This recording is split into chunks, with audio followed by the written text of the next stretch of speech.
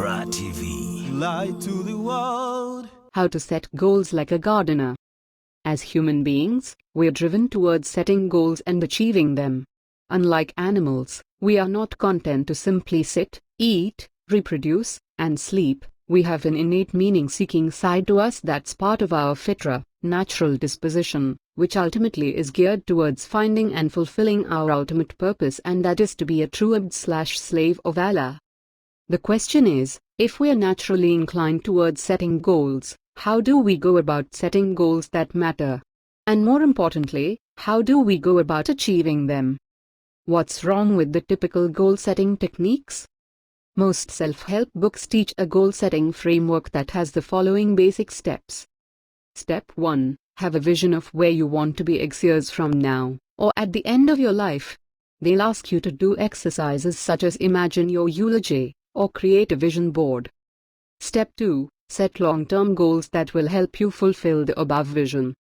Step 3. Set short-term goals, milestones that help you make progress towards your long-term goals. Step 4. Use a daily, weekly planner to stay focused on achieving your short and long-term goals. Makes sense? Absolutely. Does it work? Not always. In fact, after coaching several people on achieving their goals, I've realized that the above techniques usually works best with short-term SMART, specific, measurable, actionable, realistic, and time-bound goals, and not so much with long-term important goals that take several months, years to achieve. Here's why. 1. The above framework assumes you have the perfect vision of what the future would look like based on your current circumstances and life ambitions. 2. It assumes you have perfect control of every conceivable factor towards achieving your goals, hence making you ultimately responsible for any failures in achieving them. Below we are proposing a different framework for goal setting, one that is more rooted in Barakah culture versus hustle culture and more in line with the prophetic approach towards goal setting. Here are the steps and why they are important, and they work. Step 1. Set powerful intentions, not visions. It has been narrated on the authority of Umar b. al-Khattab that the Messenger of Allah said, "The value of an action depends on the intention behind it. A man will be rewarded only for what he intended." When a gardener is planning their garden, they start with an intention or seed of what they want to grow. They might have an idea or vision of what that garden should look like, but ultimately they focus on planting the right seeds for their garden. It should be noted that the word niyyah, intention, has the same roots as the word nawat, seed. And the verb intended in Arabic is the same as the noun seeds, they have the same roots. Therefore, when you plan your goals, instead of focusing on the end result or vision board of how things should be, focus on the intentions or seeds of your goals, that is the why. Why is this important? 1. Our vision of what our future should look like changes with our life's changing circumstances, but our intentions, if sincere, remain robust through the changing seasons of life. For example, you might have a vision of being a successful best-selling author, which may or may not happen, but your intention is to spread beneficial knowledge which wouldn't change regardless of whether you become a successful author or not. 2. We've all heard the hadith that actions are judged by intentions. This is a fundamental principle of goal setting from a prophetic perspective. It's not what you do that matters, but the intention behind it that matters the most. The more powerful the intention, the greater the reward for the action even if you don't achieve your goal. As Prophet Muhammad said, "He who supplicates Allah sincerely for martyrdom, Allah will elevate him to the station of the martyrs, even if he dies on his bed." This means that just for having a sincere intention to do something or achieving a certain goal, you're considered a success in the eyes of Allah. Unlike traditional goal-setting techniques that make you feel like a failure unless you achieve a specific goal. 3. You can have multiple intentions associated with a single goal, so even if one or two of your intentions shift or are not conceivable, you can have other intentions that will drive your actions. Unlike having a single vision where if it doesn't work out then you're back to the vision board trying to come up with a new one. Why does this work? 1. Focusing on intentions helps you stay focused on the why and be adaptive to changing your vision goal as long as the intention remains the same. 2. The higher, loftier the intentions, the more connected your goals are to your ultimate purpose in life, and that is to seek Allah's pleasure. 3. If you get demotivated from achieving your goals, all you have to do is remember your intentions and they'll re-energize you. 4. Intentions are deeply personal and only Allah knows how truthful you are about them, so focusing on purifying our intentions is a consistent effort versus a one-time exercise. Step 2. Understand your season of life. One of the major flaws of traditional goal-setting techniques is the lack of appreciation for the changing macro and micro seasons in a person's life. You're considered a loser if you can't achieve your goals even if things are outside your control and stacked up against you on a personal, business, and socio-economic level. Think of a gardener. They don't plant a seed just any time in the year. They are in tune with the ebb and flow of the world around them and the changing seasons and climate, and only plant the right seeds at the right time. Failure to do so would guarantee the failure of their plants. Being conscious of the changing seasons in one's life helps you focus on when you should go for your goals and when you should perhaps park it until a better opportunity arises. There are 3 types of seasons to be aware of in your life as you set your goals. 1. The macroeconomic season. We don't live in a bubble but are affected by the macroeconomic condition of the nations we live in. Think of the global recession that took place in 2008 and how many people were affected by it. These economic cycles of life occur in every place and every time, and part of being a smart gardener is to understand the implication of these seasons on the goals you're trying to set. The Quran tells us how Prophet Yusuf understood that the 7 years of prosperity that Egypt was going through will be followed by 7 years of drought. Hence, he set up goals on how to manage Egypt's resources to survive the drought years. Being aware of the cyclical nature of the economy makes you more in tune with reality and not set your goals up for failure. 2. The business, professional season. Is your business, career going through a period of rapid expansion, growth or stagnation, decline? Understanding your business, professional season of life helps you decide which goals you should focus on for the upcoming year. As a business, should you focus on hiring, building systems and processes, or cutting costs and developing products? Similarly, as a professional, should you focus on leading those important projects at work or dusting your CV and upskilling yourself with new skills for your next career move? The season that your business, career is going through should inform what type of goals you set up for yourself. 3. Your human life season. Allah says in the Quran, Allah is the one who created you from weakness, then made after weakness strength, then made after strength weakness and white hair. He creates what He wills, and He is the knowing, the competent. Quran 30:54. When I was in my 20s, I read a powerful book that made me appreciate the different stages that are coming up in my life. It was called The Seasons of a Man's Life by Daniel J. Levinson. It describes the different stages of a man's life and what are the main objectives of each stage in one's life. Simply understanding what stage of life you're in can help you determine the goals that you set for yourself. For example, when you're in early adulthood, pre-30 years old, you might want to focus on getting a degree, making career choices and marriage choices. Once you hit your 30s, you may want to focus on commitments related to family and personal, professional achieving, etc. Moreover, you might be going through some specific circumstances that may not be conducive for certain goals. For example, you're going through a divorce or cancer treatment.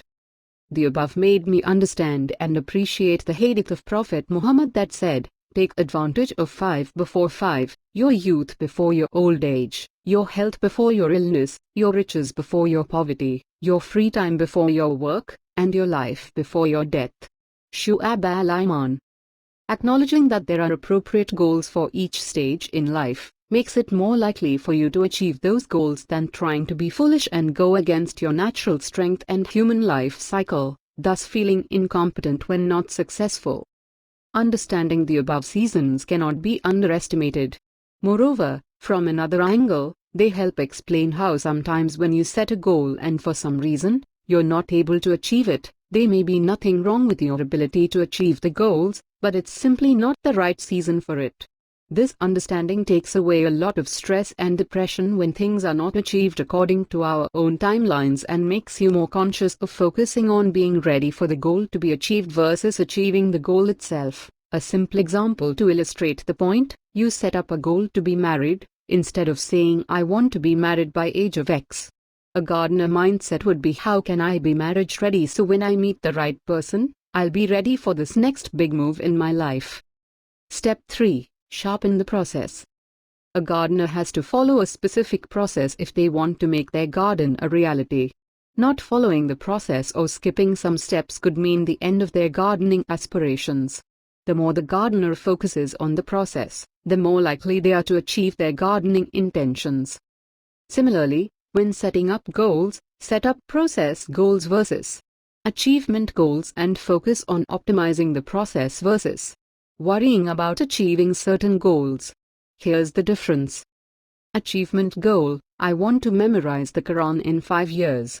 Process goal: I want to memorize 1/2 a page a day for 3 days a week. Achievement goal: I want to lose 20 pounds in 12 months. Process goal: I want to run for 30 minutes 3 days a week. Achievement goal: I want to be a published author in 1 year.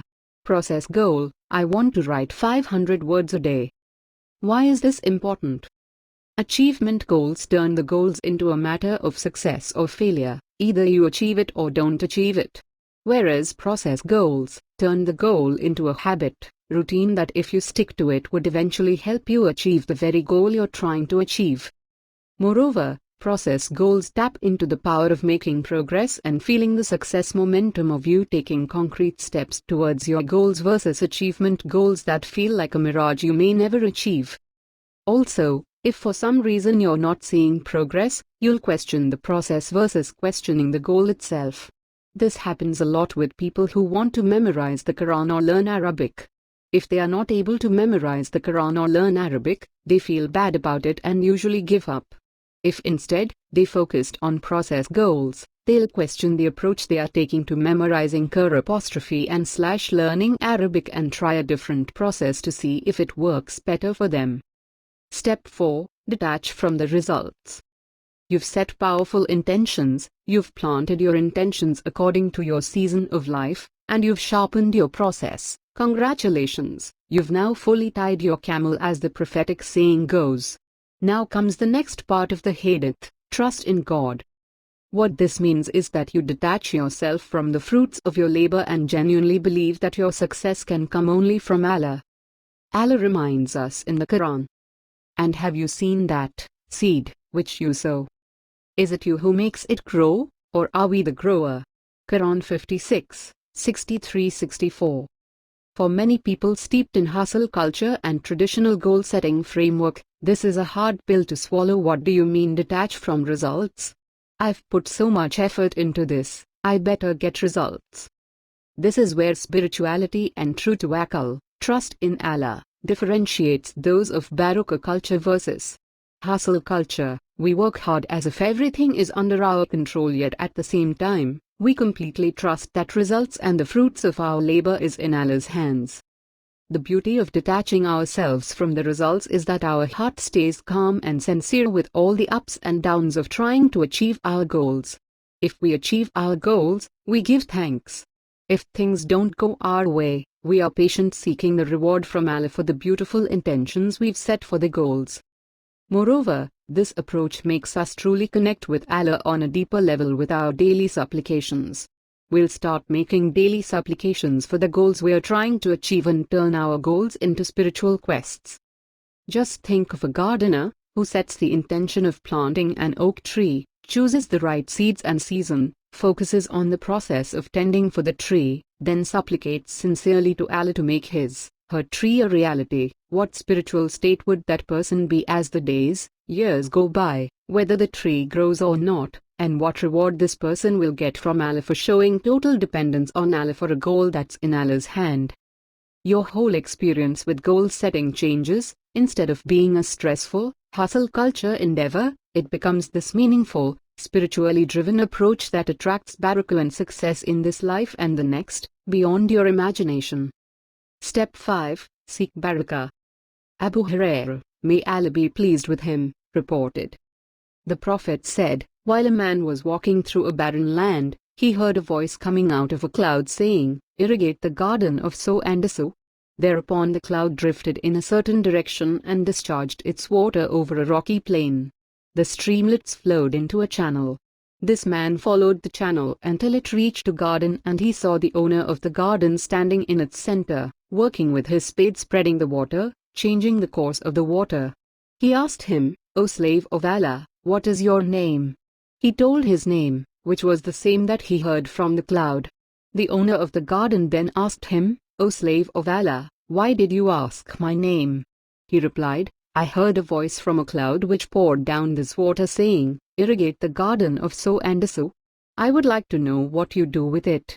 He said, "Now that you asked me, I will tell you.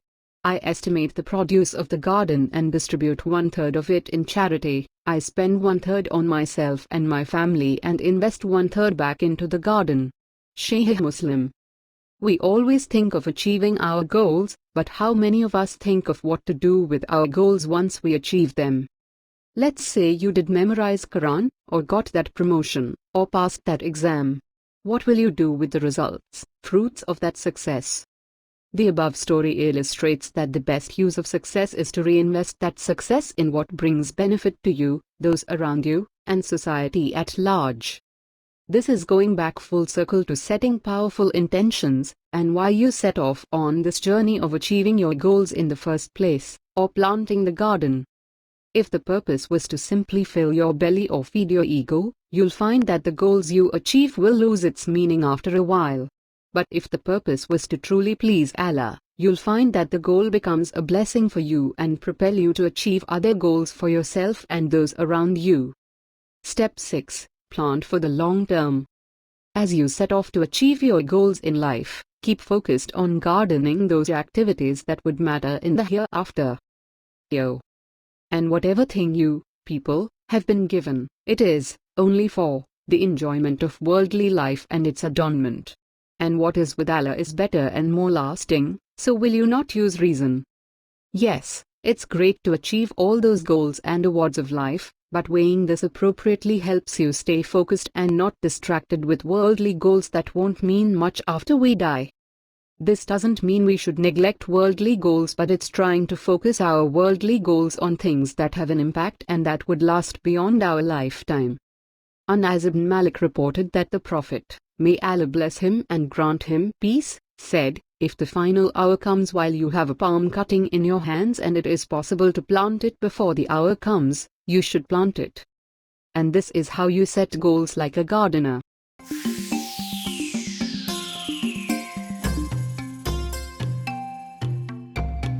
IQRA TV. Light to the world.